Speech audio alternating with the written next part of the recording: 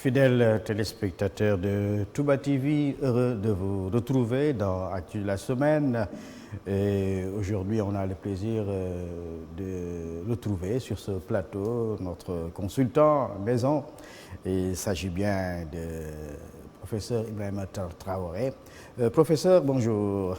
Bonjour M. Nyon, je suis heureux de retrouver vos chers téléspectateurs de Touba TV, la télé qui vraiment captive l'attention de tous les Sénégalais de l'intérieur comme de la diaspora. Merci beaucoup pour votre invitation. Voilà, merci professeur. Actualité de la semaine parle de faits qui se sont passés et comme vous le savez, vous êtes professeur en communication. Les faits sont sacrés, le commentaire est libre et le journaliste parle de faits, professeur. Voilà. Donc, je crois que la matière première du journalisme, c'est les faits, pour vraiment rester fidèle à l'éthique et à la déontologie liée au métier de journalisme. Ce n'est pas de la fiction, le journalisme. Le journaliste travaille sur les faits de société, sur l'actualité qui marque la société. Donc, ce qui fait que c'est un métier noble et un métier sacré, le métier de journalisme. Voilà, merci professeur. On va aller avec notre premier élément. C'est évidemment une illustration, la mort du pape François, comme vous le voyez sur ces images. Professeur, le pape François, sa mort a vraiment suscité l'émotion, la consternation. Il était très proche de la communauté musulmane et c'était un humaniste également. Il a beaucoup voyagé, il a beaucoup contribué à la lutte contre la pauvreté, à la lutte contre la discrimination. Professeur, nous vous laissons commenter ces images. Voilà, je crois que vraiment, merci pour votre sens, votre vision de vraiment l'actualité, parce que tout le monde est d'accord que le week-end pascal a été marqué par vraiment un événement qui concerne au-delà de la communauté chrétienne du Sénégal et du monde entier. Le pape était le pape de l'humanité. Donc c'est pourquoi à l'entame de cette émission, je voudrais vraiment présenter mes condoléances à toute la communauté chrétienne du Sénégal et du monde entier pour la perte d'un homme aussi humaniste, le pape, un homme aussi militant et ambassadeur de la cause des classes démunies.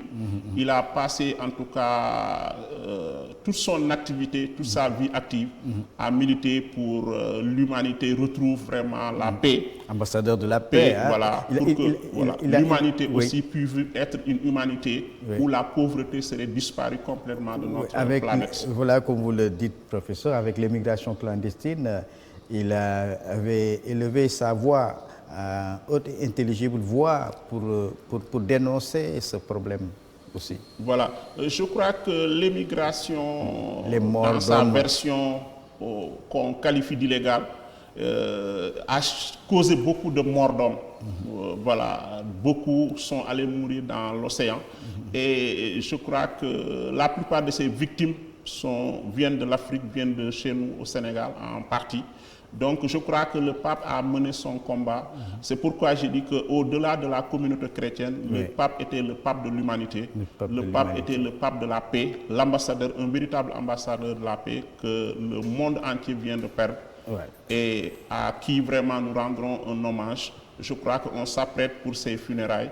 C'est le monde entier qui s'apprête pour rendre un dernier hommage au pape de l'humanité. Voilà, le Vatican qui avait décrété 9 jours de deuil. Et nous également, nous adressons nos prières, nos condoléances à la communauté chrétienne et à l'humanité de manière générale, comme vous le dites. Nous allons écouter le message délivré par Monseigneur Benjamin Ndiaye, qui est l'archevêque de Dakar.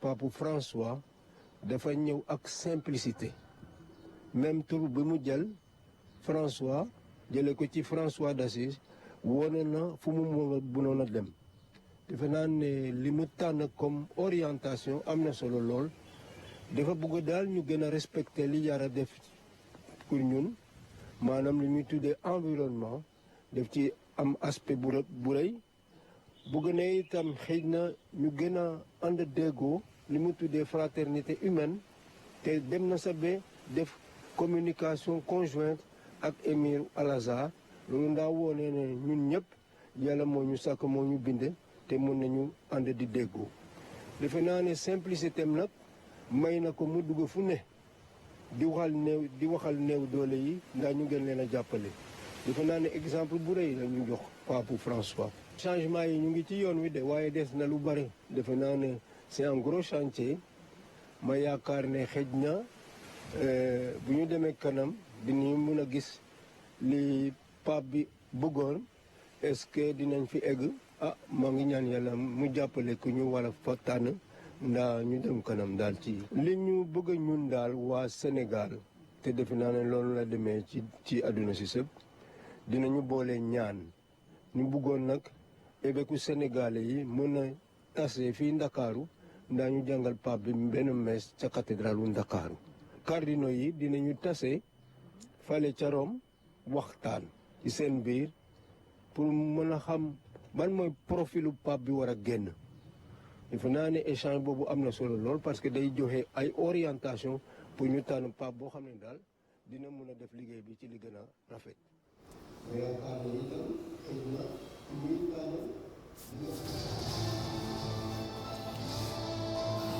jërëjëf donc professeur ñoo ko déggandoo mu di seede yu am yu rafet dañuy ñëw ba tey ci wàllu religion dans la religion pour parler de la ziara annuelle de Tivaouane c'était la 96e édition cette année et vous savez c'est une ziara qui est instaurée par Khalifa Ababacar Sy radiyallahu ta'ala anhu. Et chaque année il y a un message qui est délivré am na waxtaan boo xam ne dañ koy génne mu fës et cette année le khalife a beaucoup insisté sur la sacralité du mariage. On va suivre l'élément.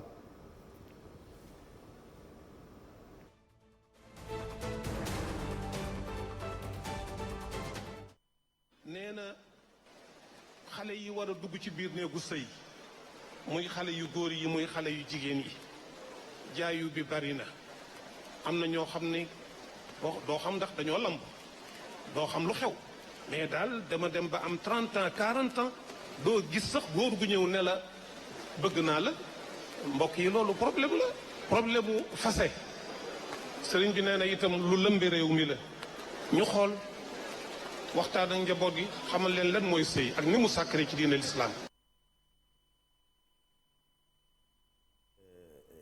sëy yi dafa mel ni fi mu toll nii divorce dafa bëri na itam tey jigéen ñu bëri ñu ngi toog di xaar borom kër gi ñu ko gis. Comment vous expliquez ce phénomène-là? Voilà, merci beaucoup. C'est un problème de moyens, qu'est-ce qui se passe? Je crois que l'actualité religieuse récente, c'est le ziara général qui s'est passé le dimanche dernier à Tivaouane, comme le dit, qui est célébré depuis vers les années 1930. L'actualité a porté sur la crise du mariage. Mais moi, l'analyse que je vais porter sur la crise du mariage, pour moi, la crise du mariage n'est que la conséquence de la crise de la famille. Parce que la famille est le cadre dans lequel on forme au mariage. Les familles ont disloqué. Voilà, c'est la dislocation des familles qui est la conséquence de la crise du mariage. Donc pour moi, c'est une crise qui en cache une autre. La crise du mariage cache la crise de la famille. Autrefois, on avait des familles qui étaient aussi vastes qu'un département. Maintenant, on a des familles appartements. On est passé de familles départements à des familles appartements. Donc vous voyez qu'il y a un rétrécissement du cercle familial. Une famille qui est aussi vaste qu'un département a plusieurs composantes. Et chaque composante avait un rôle éducatif à jouer.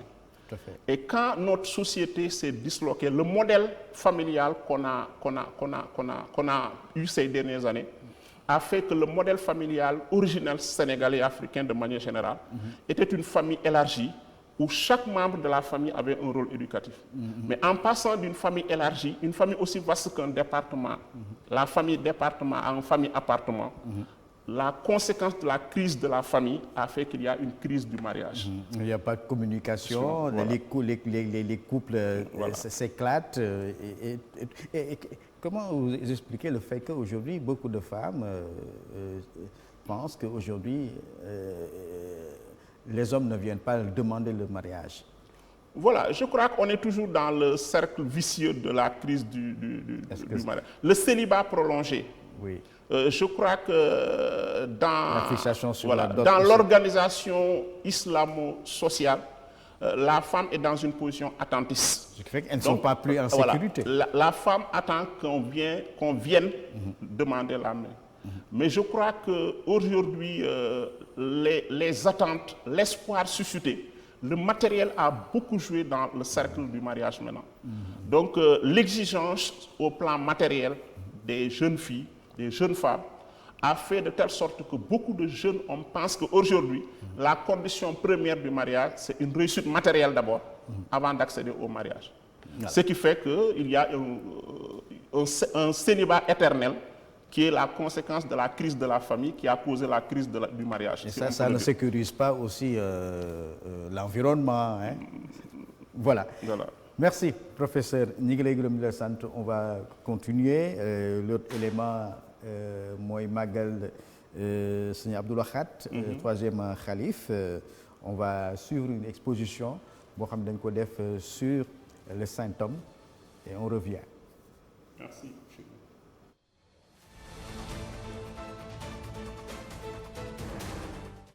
exposition bi mooy li nga xam ne commission culturelle bi yor màggalu Cheikh Abdoul Ahad gi ci njiital Sëñ Abdoul Ahad Jaxate Tindodi ñoo ko amal ñun ñii ñu ànd ko ak moom ni ñu ko baaxoo defee at mu jot jël gëstu boo xam ne dañ koy def ci Cheikh Abdoul Ahad dana am ay photo ci biir waaye dana am ay textes yoo xam ne ñooy expliquer photo yi ak ay textes yoo xam ne ñooy expliquer yenn événement yi am na ci textes yoo xam ne itam ci arabe lañ koy def yuy xamle Cheikh Abdoul Ahad yuy xamle ay jaar-jaaram yuy xamle ay réalisation yi nga xam ne jëmmal na ko ci liggéeyub Sëñ Tuubaa bi léeg-léeg mu nekk itam texte boo xam ne français lay doon ngir ki nga xam ne français rek la mën a liifantu bu ñëwee liñ fi gaaral ci mbirum Cheikh Abdoul Ahad ak ci ay jëfam ak ci ay waxam moom itam mu mën koo liir mën koo jariñoo ki mën a liir arabe it mën a def noonu waaye itam def ko itam ci ay araf yoo xam ne ay wolof lay doon waaye ñu def ko ci arafi arab yi ki nga xam ne fer na ji ca daara ja te mën a liir ay arafi arab ñu defal ko ci làkk wolof ba bu ñëwee mooy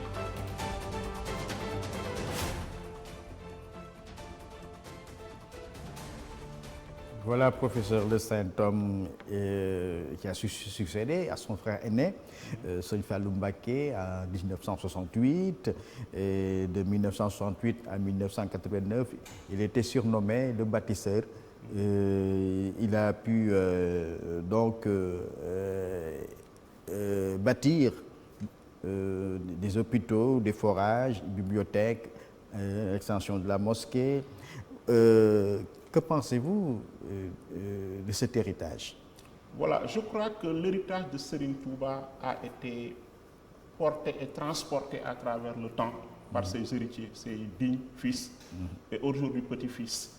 Le mouridisme, je crois que le fondateur qui est Cheikh Ahmadou Bamba vraiment a pu transmettre à ses enfants, à sa lignée, une éducation religieuse et spirituelle qui fait que chaque calife a bien joué sa mission.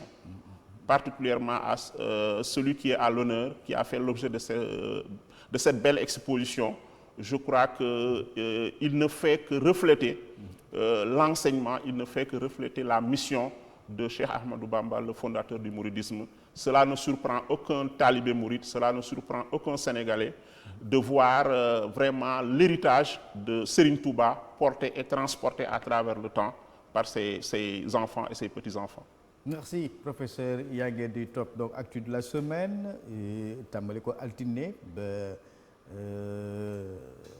samedi bi ci fi jot a xew ak sax ci lu ko jiitu parce que lu xew lu ne des ko mën a indi jàngal ko professeur comme ni ko waxee ñu daal di quitter li nga xam ni moom moo di société, la religion, pour parler de société maintenant. Et dans la société, nous allons sur cet élément ñu dellu aussi pour le commenter. Merci.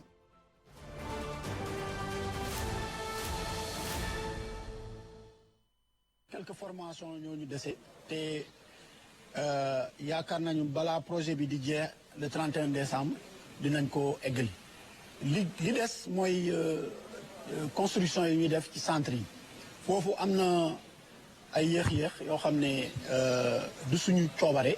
dina permettre bu baax a baax mu régler problème yu bari wàllum emploi ak wàllum vraiment métier formation donc loolu am na solo donc dañ ci féliciter ci loolu acteurs yi nga xam ne ñoom ñëpp impliqué wu nañ ci depuis le début du projet di ci remercier aussi les services techniques yi nga xam ne ñoom it ñu ngi ci indi seeni xam-xam. C'est un projet d'appui au développement de compétences et d'entrepreneuriat des jeunes. L'entrepreneuriat des jeunes qui vise donc à créer des centres de formation au métier du pétrole et du gaz. Et aujourd'hui, ces métiers sont des métiers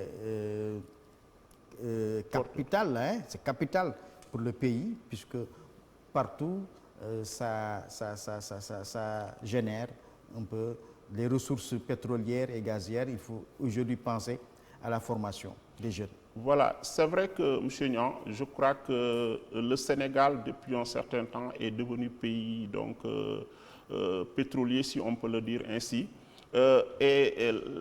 Cet espoir né avec le pétrole a suscité beaucoup d'espoir sur le plan de l'emploi des jeunes. Donc, je crois que c'est heureux de saluer qu'on puisse penser à former nos jeunes au métier du pétrole et du gaz. Il faut le situer, cette actualité, dans le contexte d'une actualité globale. Récemment, le président a présidé une conférence sur l'emploi et l'employabilité des jeunes. D'ailleurs, c'est l'élément suivant. Voilà, donc on va y revenir tout à l'heure. Oui. Pour vous dire que vraiment, la volonté politique est là, du gouvernement, pour quand même s'attaquer à ce mal qui est profond, le problème de l'emploi et de l'employabilité de nos jeunes.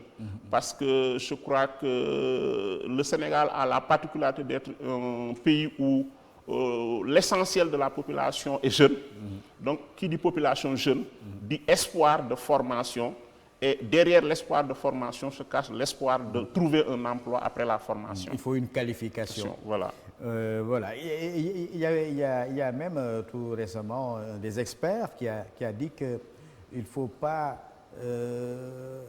qu'on assiste également à une prolifération des écoles de centres de formation au métier du pétrole et du gaz. Et ça, je crois qu'il a parfaitement raison, oui. Parce que l'offre de formation doit être une offre diversifiée. Au-delà de l'espoir suscité par le pétrole et le gaz, qui fait qu'on doit former à ces métiers-là, je crois que l'offre de formation doit être une offre diversifiée. Au-delà du pétrole et du gaz, il faut vraiment former nos jeunes au métier de l'agrobusiness, parce que le Sénégal aussi suscite beaucoup d'espoir. On a des terres, on a de l'eau. Je crois qu'au lieu d'emprunter des pirogues de la mort, il faut former les jeunes à devenir des entrepreneurs agricoles et non pas aller être des ouvriers agricoles ailleurs. Oui. Autant être des entrepreneurs agricoles chez soi que d'aller être des ouvriers. C'est vrai qu'on parle de migration peut-être récemment entre l'Espagne et le Sénégal qui a suscité beaucoup d'espoir. Beaucoup de jeunes se sont accourus pour aller s'inscrire. Mais je crois qu'aller servir ailleurs, c'est bien. Mais encore servir dans son propre pays, réussir dans son propre pays, c'est encore mieux. Voilà. Merci, professeur. Vous parlez tantôt de cette conférence sociale sur l'emploi et l'employabilité présidée par le chef de l'État, Bassirou Diomaye Diakhar Faye. Nous allons suivre un extrait.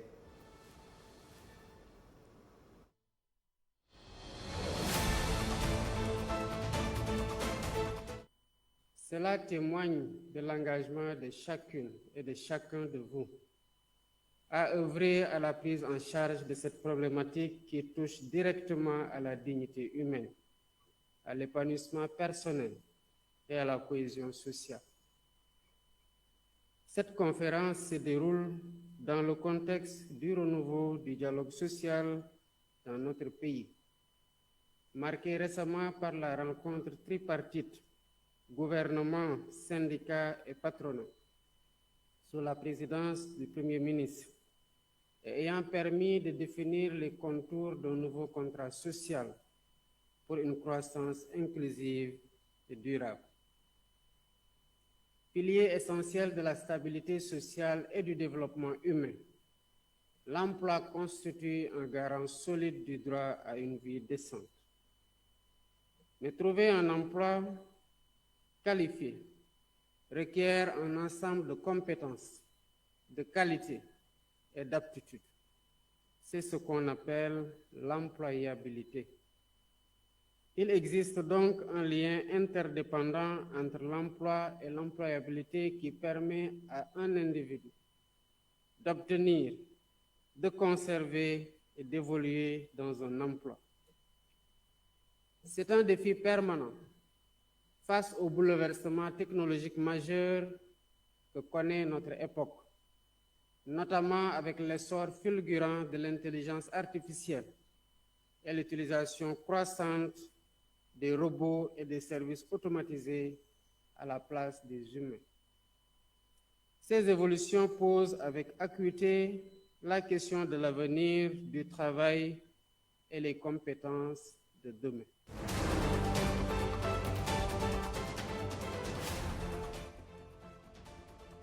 La dignité humaine repose sur un emploi décent. Voilà. Donc, M. Niang, merci beaucoup, vraiment. Cette actualité est une actualité qui a une haute portée sociale. La composante essentielle de notre population est jeune. Et quand on parle, le président de la République qui a présidé récemment la 4e conférence nationale sur l'emploi et l'employabilité des jeunes parle d'emploi. Je crois que c'est s'attaquer au cœur de la problématique contemporaine de notre société. Comment faire pour que cette frange de la population qui est majoritaire, les jeunes, puisse avoir un emploi décent. Il l'a dit, l'emploi décent, c'est un emploi vraiment qui permet à celui qui l'exerce de gagner dignement sa vie et un emploi permanent. Mais il y a des préalables, des conditions. Ouais, tout à fait. Moi, je crois que les conditions aujourd'hui, c'est d'avoir un secteur privé fort, parce que le plus grand recruteur, ce n'est pas l'État. L'État est là pour créer les infrastructures, l'État est là pour vraiment accompagner. L'État est là pour créer une législation du travail, je crois qu'il l'a dit. Ils vont vers une réactualisation du Code du travail, parce que le Code du travail qui est là un peu désuet, il faut le mettre vraiment à jour pour permettre véritablement à l'employeur de préserver son emploi, mais aussi pour permettre aux employés d'accéder à un emploi décent. La première condition, d'avoir un secteur privé fort. La deuxième condition, c'est d'avoir vraiment une législation qui permet avoir des emplois décents et permanents. Parce que qu'est-ce qu'on voit dans les entreprises aujourd'hui? C'est des employés qui sont souvent soumis à des contrats à durée déterminée permanents. Alors que le Code du travail dit que quand on renouvelle pour un certain nombre de... Voilà, on est dans l'obligation, ça c'est un droit, voilà, de passer du CDD, du contrat à durée déterminée, vers un contrat à durée indéterminée. Ce que beaucoup ne respectent pas. Voilà, ce que beaucoup d'employeurs ne respectent. C'est pourquoi je dis que la condition ou les conditions, aujourd'hui, c'est d'avoir un secteur privé fort, mais d'accompagner les travailleurs par une législation du travail qui les protège et qui protège leurs droits à avoir un emploi permanent et décent. Lu am solo professeur comme ni nga ko waxee ndaw ñu bëri dañoo soxla fi mu toll tey liggéey te liggéey boobu tey pour que ñu am ko professeur lu jafe la di nga gis sax ku am liggéey te ñu jox ko contrat te contrat ba xëy daal di ko dog te taxawul fenn. Voilà. Donc je crois que nit amul lu dul ñàkk jëriñu. C'est vrai, on a parlé pendant cette conférence, le président a parlé d'emploi et d'employabilité. C'est bien de former les jeunes. Mais le jeune, une fois formé et bien formé, il doit accéder à un emploi décent. L'emploi décent, c'est l'emploi qui est bien rémunéré. L'emploi décent, c'est l'emploi qui s'inscrit dans la durée. Et non pas un emploi qui permet à celui-là de travailler pendant quelques temps et quelques mois après de verser dans le chômage et la précarité. Je crois que surtout, on tend vers la journée mondiale du travail, le 1er mai. Et c'est l'occasion d'ailleurs l'occasion a été donnée au président de rencontrer les syndicats pour revenir sur la charte sociale, hein, Voilà. pour créer la stabilité. Voilà. Je crois qu'au-delà de la tradition, chaque année, chaque 1er mai, lors de la fête internationale du travail, de remettre un cahier de doléances au président de la République, au-delà du symbole, je crois qu'aujourd'hui, il faut aller vers... bon, on ne peut pas passer tout notre temps à organiser des états généraux. Des états généraux. Sinon, on va passer plus de temps à parler qu'à travailler. Mais moi, ma conviction aujourd'hui est que, véritablement, il faut former nos jeunes aussi à l'esprit d'entrepreneuriat. Parce que, voilà, il ne faut pas que nos jeunes pensent toujours qu'est-ce que mon pays peut me donner en retour, mais il faut penser aussi, moi, qu'est-ce que je peux faire pour moi-même et pour mon pays. Donc, le fait de former nos jeunes dans les écoles de formation, dans... Vous-même, vous êtes un formateur. Voilà, voilà. Dans la formation initiale, il faut créer en tout cas des modules qui forment nos jeunes à l'entrepreneuriat, à l'auto-emploi. Voilà, parce que il n'y a rien de plus valorisant pour une personne que de travailler pour soi-même et de travailler à créer des emplois pour d'autres personnes. Voilà. Mais professeur, comme nous l'avons dit, pour créer cela, l'auto-emploi, il faut également que l'État mette les moyens pour accompagner ce secteur privé-là qui doit être fort. Voilà. Ce secteur privé, je crois que le secteur privé sénégalais doit être accompagné. Mais moi, l'accompagnement qu'on doit leur faire, c'est que beaucoup de multinationales s'intéressent à nos pays. Donc, ce n'est pas de la xénophobie. Mais moi, je crois que dans le contrat qu'on doit avoir avec ces multinationales, au lieu de continuer à être d'éternels acheteurs de produits finis, on doit, dans nos contrats avec ces investisseurs étrangers, faire le transfert de technologie. Leur dire que la condition, nous, c'est vraiment d'avoir un contrat avec vous, mais à la longue, c'est de former notre secteur privé, nos entrepreneurs. Donner les marchés aux Sénégalais. Voilà. Et la commande publique, comme ça, va rester entre les mains du secteur privé national. Et un secteur privé national qui a un marché, qui a accès à la commande publique, deviendra un secteur privé fort qui peut recruter et recruter beaucoup de jeunes. Et là, vous touchez un aspect très important, la commande publique avec le secteur informel. Il faut penser à formaliser aussi ce secteur informel pour, évidemment, pouvoir bénéficier de ces commandes publiques. Voilà. Je crois que beaucoup d'efforts ont été faits au plan institutionnel. Aujourd'hui, pour créer une entreprise avec le système du guichet unique, on peut créer une entreprise en 48 heures. Ah. Voilà. Donc, beaucoup d'efforts ont été faits sur le plan institutionnel. Mais comme vous l'avez dit, il y a aujourd'hui le secteur de l'artisanat, le secteur vraiment qu'on qualifie d'informel. Comme vous l'avez dit pertinemment, il faut aider parce que la commande publique a des conditions. Tout à fait. On dit à une entreprise, il faut avoir un compte bancaire, il faut avoir un régime de commerce. Donc, aidons vraiment, il y a une véritable politique d'accompagnement qui doit permettre à ce secteur très dynamique de l'artisanat, de l'agrobusiness, de passer de l'informel à se formaliser. Comme ça, ils accéderont à la commande publique. Ils auront un compte bancaire, ils auront un régime de commerce, ils auront d'autres, en tout cas, conditions qu'ils pourront remplir pour accéder à la commande publique. Je crois que l'État vraiment doit beaucoup faire pour qu'on ait un secteur privé national fort. Un secteur privé national fort, c'est un secteur qui a accès à la commande publique. Et une fois fort, au financement, ils pourront recruter et beaucoup recruter pour véritablement jouer son rôle. Le rôle de l'État, ce n'est pas surtout de recruter, mais c'est de permettre au secteur privé d'être fort pour recruter et beaucoup recruter de jeunes. Voilà, professeur, vous l'avez dit tantôt parce qu'on avait préparé également un élément sur le financement. Je vais changer un peu l'ordre des éléments avec la complicité de la PJ. Nous avons un élément sur la microfinance. Il faut nous toucher un peu cet aspect de financement, la régie.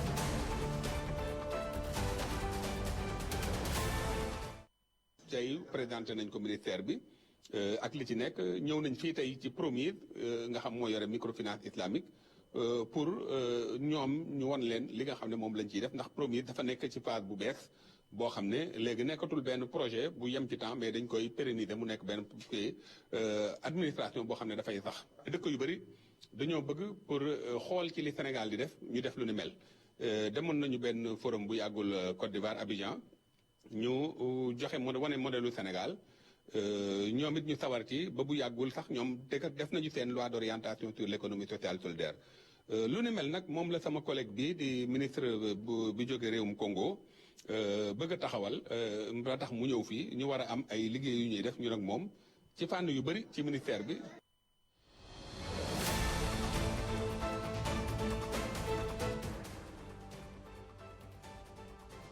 Merci bien. C'était l'élément sur la microfinance. Professeur, vous allez rebondir sur cet élément-là. On vient d'écouter le ministre Alioune Badara Dione, qui est le ministre chargé des microfinances et de l'économie sociale et solidaire, qui a reçu son homologue du Congo, chargé des affaires humanitaires et solidaires, était venu partager avec lui ce projet de microfinance. Et je crois qu'aujourd'hui, tout jeune qui veut entreprendre a besoin d'être accompagné financièrement. Et là, le projet de microfinance donne raison à ce que vous venez de dire. Voilà. Je crois que le modèle sénégalais de la microfinance est un modèle qui commence à inspirer nos voisins. Dr Dione, qui est le ministre de la microfinance, recevait un de ses homologues. Donc pour dire que le modèle sénégalais de microfinance est un modèle quand même qui a fait, bon, en tout cas, soit preuve. Il reste simplement à élargir l'accès à la microfinance aux jeunes et aux plus jeunes. Il faut diversifier l'offre de la microfinance, c'est-à-dire créer de nouveaux produits qui permettent à un jeune, avec des moyens limités, d'accéder à de nouveaux produits de la microfinance qui permettront à nos jeunes de s'organiser, pourquoi pas en GIE ou en tout cas petite et moyenne entreprise, ou même en micro-entreprise, pour pouvoir entreprendre, parce que véritablement l'avenir du travail appartient à l'entrepreneuriat, et comme le dit l'adage, qui n'ose pas n'avance pas. Oui, et c'est un programme, un vaste programme, un chantier, programme microfinance islamique au Sénégal. Et vous entendez islamique, certainement, il y a l'islam, mais il faut vous avez besoin vraiment d'être accompagné. Nous-mêmes, nous avons été formés dans une école, l'ISEC, c'est l'Institut de gestion et d'entrepreneuriat des jeunes. Alors donc, on nous incite même à la sortie à entreprendre, comme vous venez de le dire. Voilà. Je crois qu'aujourd'hui, pour véritablement permettre à notre jeunesse, je ne cesse de le rappeler, d'emprunter les pirogues de la mort, il faut véritablement que même dans le cercle familial, qu'on commence à former nos jeunes à l'esprit d'entrepreneuriat. Pour vous dire que le premier maillon de la chaîne de formalisation, de formation, de socialisation de nos jeunes, c'est le cercle familial. Donc, je crois qu'au-delà du cercle familial vient maintenant l'État. L'État est là, l'État peut-être souvent essaie d'aider les jeunes, mais les moyens simplement ne suffisent pas. Il faut former à l'esprit d'entrepreneuriat, parce que l'entrepreneuriat, c'est un état d'esprit. Tout le monde sait que le Sénégal est un pays très événementiel. On se revient, nous, notre génération très jeune, à ces maîtrisards qui avaient été financés du temps du régime socialiste. Le métier de la boulangerie. Voilà, au métier de la boulangerie. Certains ont réussi, d'autres ont échoué. Pour dire que le diplôme seulement ne suffit pas, les moyens seulement ne suffisent pas. Il faut former les jeunes à avoir l'esprit d'entrepreneuriat. Et avec l'IA, l'intelligence artificielle,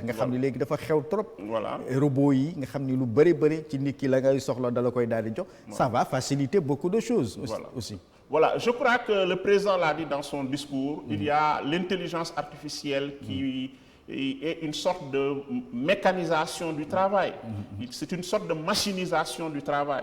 Ce qui veut dire que beaucoup de tâches, beaucoup d'activités qui étaient faites manuellement par l'homme vont être simplement accomplies par la machine. Je donne un exemple très simple. Si une entreprise recrutait 10 personnes pour faire une activité professionnelle, peut-être qu'avec l'intelligence artificielle, on va en recruter la moitié. D'où maintenant la nécessité aux jeunes de dire que nous sommes dans un monde de technologie, un monde véritablement d'intelligence artificielle. Certains pourront s'insérer, être employés, d'autres vont entreprendre pour être employeurs. Je profite de cette occasion pour quand même rendre vibrant hommage au président directeur général de Biz for Line, qui a été un de nos invités lors de nos premières émissions, alors sur la souveraineté numérique, et qui avait beaucoup même pensé, pourquoi pas, à accompagner même la télévision dans la digitalisation. C'est le moment de le relancer et de dire que quand même, c'est une grande opportunité aujourd'hui, la souveraineté numérique, comme vous venez de le dire. Voilà. Je crois que vraiment, c'est une aubaine, vraiment, cette généralisation du numérique, parce que ça permet à tous les secteurs d'activité de l'homme d'avancer. Aujourd'hui, on parle de téléenseignement, nos étudiants, télémédecine, on parle de vraiment... la technologie accompagne tous les corps de métier. Je crois que c'est une bonne aubaine.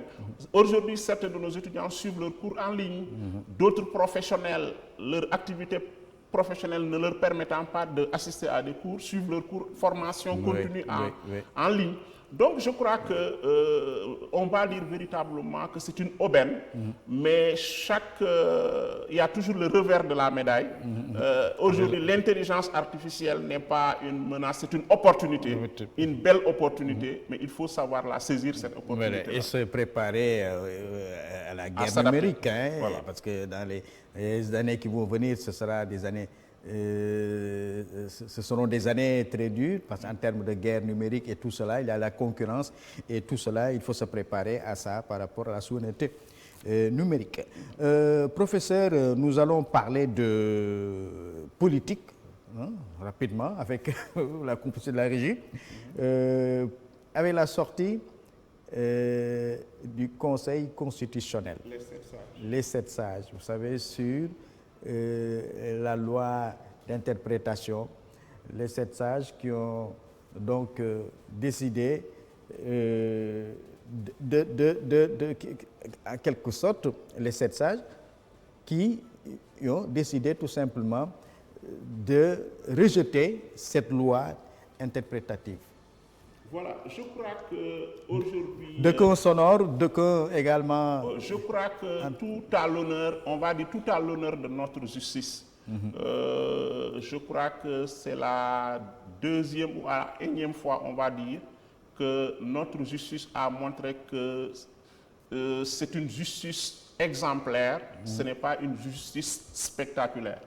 Lorsque, à la fin du second mandat du président de la République, Macky Sall, il a voulu leur proposer l'opportunité ou la légalité d'un 3e mandat. Ce même Conseil constitutionnel a montré que toute son autonomie, toute son indépendance par rapport à la chose politique. Je crois que c'est la preuve que notre justice, pour la 2e fois, avec le rejet de cette loi d'amnistie interprétative, que le Conseil constitutionnel vient de donner la preuve même si notre justice est une justice exemplaire et non pas une justice spectaculaire, soumise au dictat de la chose politique. Voilà, même si, professeur, les 2 camps, soit la mouvance présidentielle et l'opposition, chacun vraiment rejette l'autre, disant que voilà, ça a été à son honneur, mais jetant l'anathème sur l'autre, mais en tout état de cause, comme vous le dites, c'est la démocratie qui a gagné. Voilà, c'est la démocratie qui a gagné. Les 2 camps, le Conseil a bien tranché, la tranché de manière neutre. Voilà.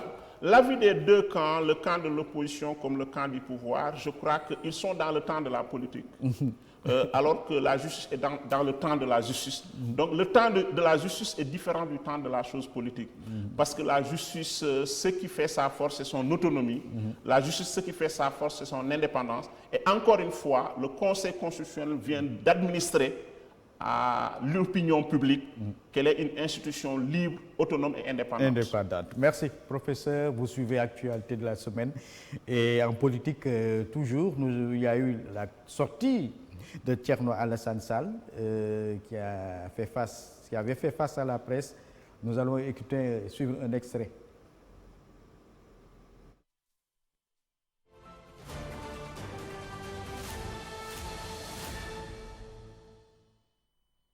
ndax wax ju bëri ak bàkku ju bëri jaru ko bu fekkee ne am nga xam-xam bi bu fekkee ne jox nañ la 54% 2 fois jébbal le pouvoir bi yëpp exécutif ak législatif mais foo war a bàkkoo mooy sa jëf sa liggéey ngir Sénégal yi génn ci seen jafe-jafe ngir xale yu jaaxle woon yi ba wóolu la di cotiser di takk lam bi di yaakaar ni bu ngeen ñëwee au bout de 2 mois dina am lu ñu gis ñu commencé gis dara mais pas nga jël ndaare ci Afrique de l'Ouest yëpp ci wàllum pétrole alors que tu es un pays producteur de pétrole Mali gën la yombale pétrole Burkina gën la yombale pétrole pas ngay ni da ngay wàññi bourse étudiants yi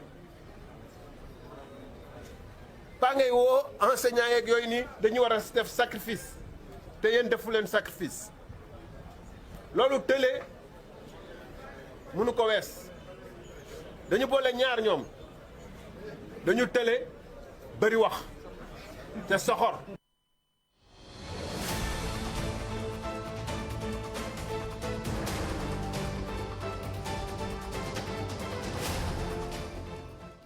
Voilà, on va enchaîner la régie avec la réplique de la jeunesse patriotique aussi.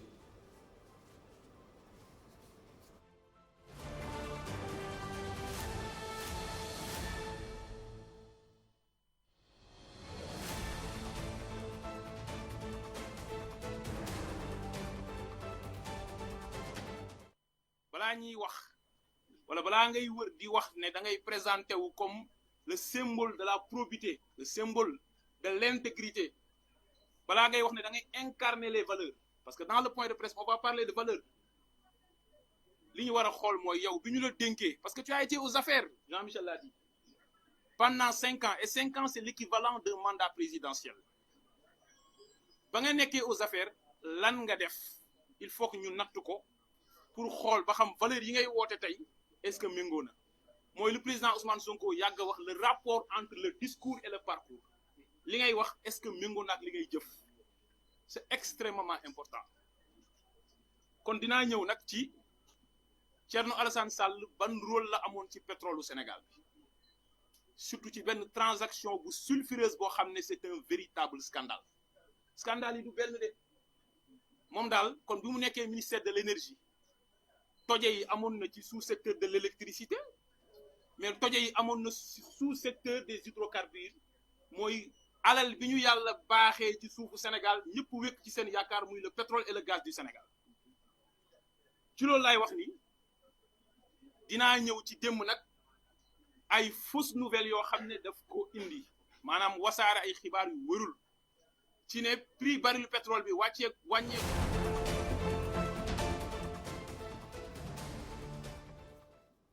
Professeur, votre commentaire, vous avez entendu l'opposition, le pouvoir également a rétorqué. Alors, qu'est-ce qui se passe? Voilà, moi à mon humble avis, je crois qu'on ne doit pas s'inscrire de manière éternelle dans le prolongement de la dernière élection présidentielle. Une élection a été organisée au Sénégal. Je parlais de la victoire de la justice. Tout le monde sait aussi le rôle qu'a joué le Conseil constitutionnel, qui est le dernier maillon qui doit vraiment proclamer les résultats. Le président a prêté serment devant cette charge. Tout l'honneur revient toujours à la justice. Mais pour me prononcer sur l'actualité de ce duel, entre guillemets, entre certains partisans du pouvoir et de l'opposition, il ne faut pas s'inscrire éternellement dans le prolongement de la dernière élection présidentielle. Les Américains ne sont pas nos modèles, ils ne sont pas nos références, mais l'exemple, on peut le puiser un peu partout. Lorsqu'ils ont élu Donald Trump, le lendemain, chacun est allé travailler pour participer au développement socio-économique de son pays. Donc moi, l'avis que j'ai pour la classe politique que je respecte beaucoup, la classe politique sénégalaise, humblement, je ne m'érige pas en donneur de leçons. Mais je voudrais que chacun joue bien son rôle. L'opposition n'a qu'à s'opposer. Le gouvernement ou le pouvoir doit s'inscrire dans le temps de l'action. Et ne pas simplement jouer vraiment de passer d'une conférence de presse à la réplique d'une autre conférence de presse. Pour moi, toutes les forces de la nation, toutes les forces vives de la nation, aujourd'hui doivent vraiment beaucoup plus être dans le temps de l'action que dans le temps véritablement de la communication politique. Parce que l'espoir, on a beaucoup parlé de l'emploi des jeunes. Il n'y a pas que l'emploi des jeunes, il y a l'éducation des jeunes. Il y a la santé de la population. Il y a l'hivernage qui se profile à l'horizon dans quelques mois. Il y a des priorités. Un événement religieux, la plus grande événement religieux du Sénégal, la presse qui se presse à l'horizon.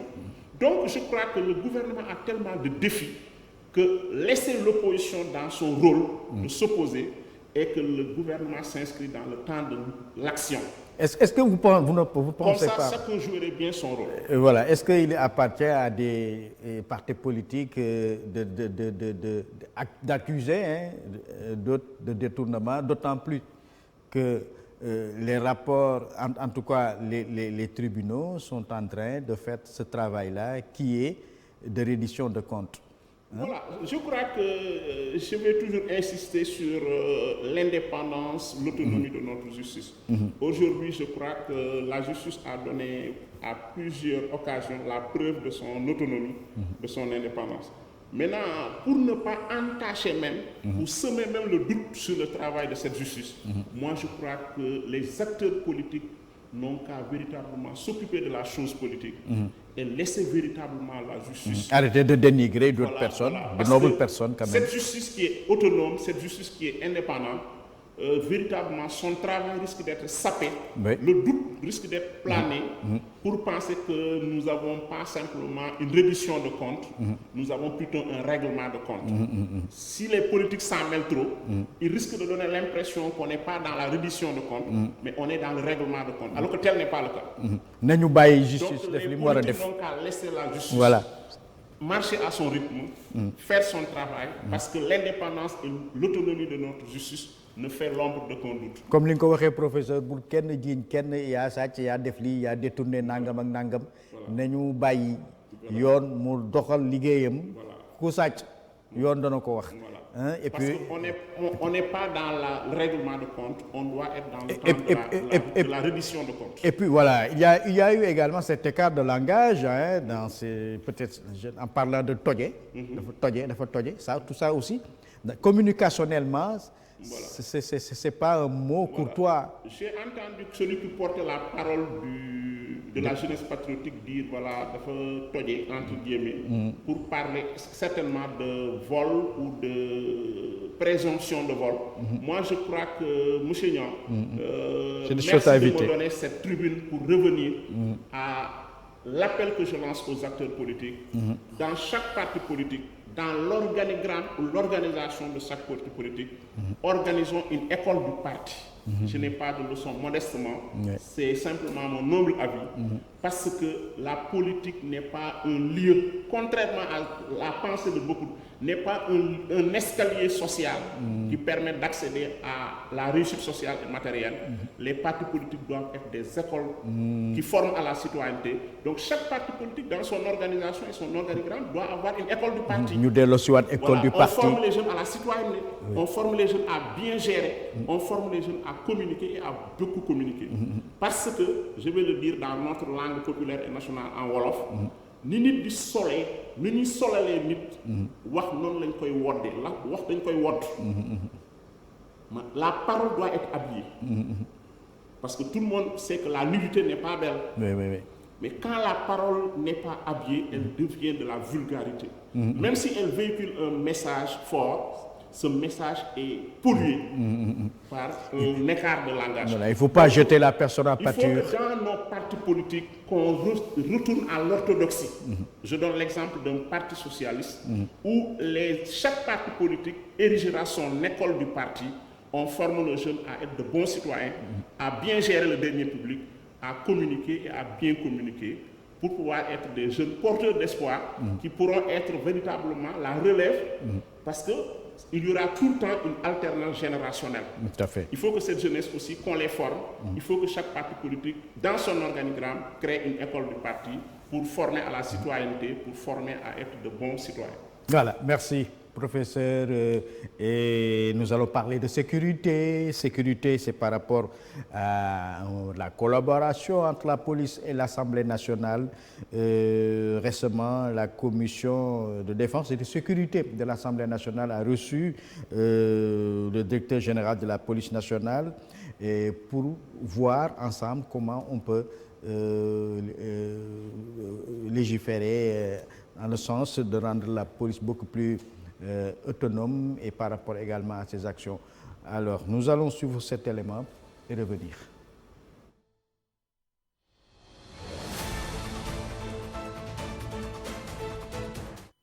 waxtaan yu am solo tey lañ fi amal waxtaan yoo xamante ne tey tax na ba nu li ñu xamutoon ci police ñu xam ko tey ñu comprendre ni police au-delà de mission bi mu am mooy yore kaaraange am na aussi yeneen mission yoo xamante ne mission yu yaatoo donc ba tax na tey gis nañ ni mission yi yaatoo du noonu la jumtuwaay yi taxawee ñu war a xam ne tey police mu ngi def entulaay kattanam pour mën a assurer lii di ay mission ak responsabilité am tey police dafa mérité sunu taxawaay ci ay fànn yu bëri loo xamante ne notamment si accompagner leen ci côté adopter ay textes parce que textes yi régir tey police yu ci ëpp dañ leen xaw a dépassé aussi donc tey ñun ñu ngi porté wu garant war a accompagner police nationale ci liggéey bu mu nekk di def liggéey bu mucc ayib en tant que parlementaire def plaidoyer bi war pour que tey ñu war a mën a jox ay jumtuwaay yi war pour police war a mën a gën a mën a def liggéey.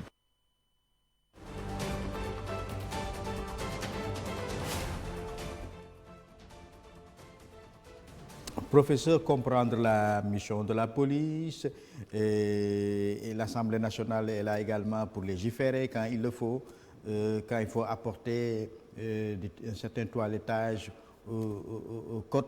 Hein? Voilà, donc tout ça, ça demande une certaine collaboration. Askan wi gën a xam daal ni police daf leen fi nekkal. Voilà, je crois que vraiment il faut saluer cette collaboration entre, j'allais dire, deux institutions, parce que la police aussi représente un maillon très important de notre système de défense. L'Assemblée nationale s'ouvre parce que l'Assemblée nationale est le réceptacle de toutes les représentations sociales. On y retrouve toutes les couches sociales, on y retrouve toutes les représentations sociales. Donc quand l'Assemblée s'ouvre à la police, je crois que ce ne peut être que salutaire. Et ça donne une image véritablement d'une Assemblée nationale qui est ouverte à toutes les autres institutions, une Assemblée nationale qui est là pour s'intéresser, jouer son rôle normal. Son rôle, c'est de légiférer, son rôle, c'est de contrôler véritablement et de légiférer.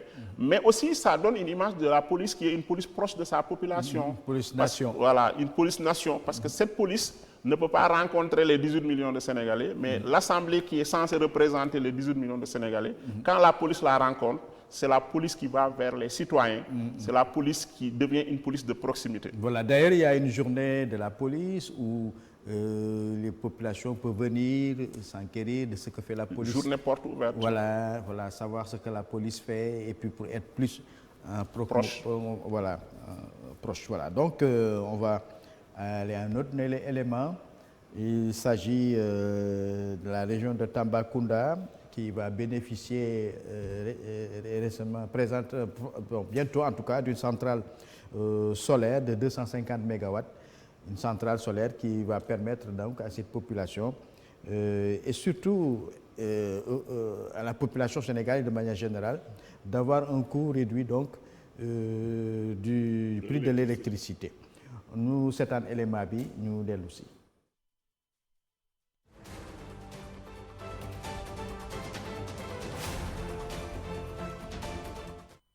buñ ko toggee ba pare jox ko Senelec jël ko tasaare ko ci réew mi jaayaat ko consommateurs yi ñun nag particularité bi mooy dañuy jaay Senelec prix bu yomb pour que Senelec bu loolu gënee yokku prix bi muy jox consommateur bi gën a wàññeeku.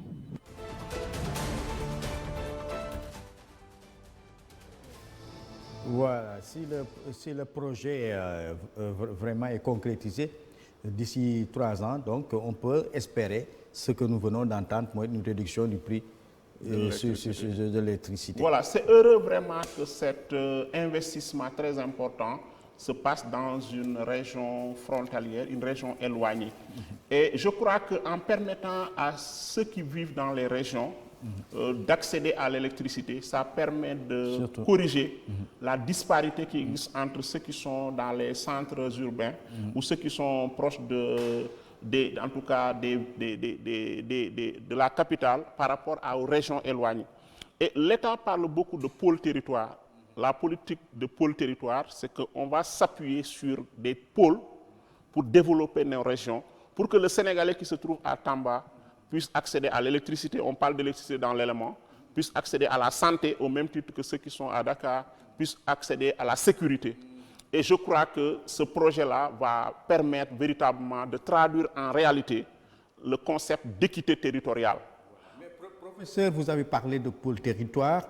Je profite de cette occasion pour également les téléspectateurs pourront suivre bientôt, en tout cas, un plateau spécial sur pôle territoire avec des experts que nous allons inviter sur ce plateau-là. Ça, je vous le promets, avec la complicité de la direction générale.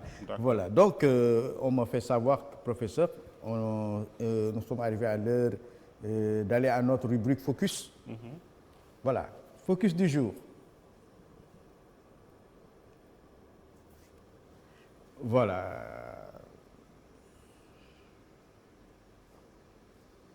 Voilà, focus sur la communication.